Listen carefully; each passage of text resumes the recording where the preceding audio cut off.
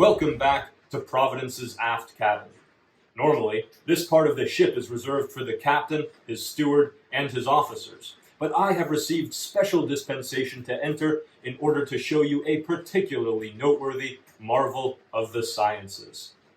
If you look just behind me, you will see a small brass instrument filled with slightly cloudy liquid hanging from the bulkhead. This prodigious clever little device is known as a storm glass, or weather glass. There are several different types of storm glass, but they all work on basically the same principle.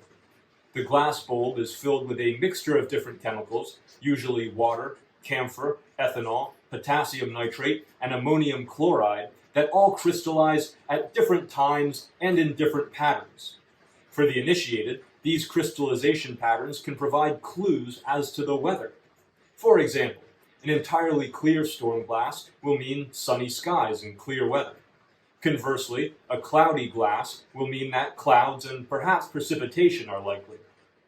Crystals near the bottom of the storm glass foretell frost, while thready crystals near the top predict high winds in the near future. Now, unfortunately, the origins of the storm glass are obscured by the mists of history.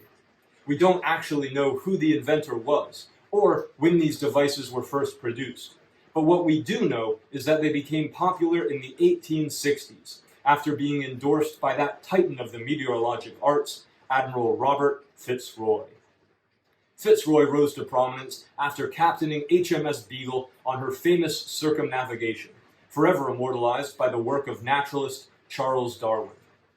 Later in life, Fitzroy made a number of very important contributions to the field of meteorology, including coining the term forecast. He was also a great proponent of the storm glass, at one point claiming, if fixed, undisturbed in free air, not exposed to radiation, fire, or sun, but in the ordinary light of a well-ventilated room or outer air, the chemical mixture in a so-called storm glass varies in character with the direction of the wind. Quite marvelous, really. In fact, there is only one major drawback to using a storm glass as a predictive tool, and that is that they don't actually work, or at least not very well.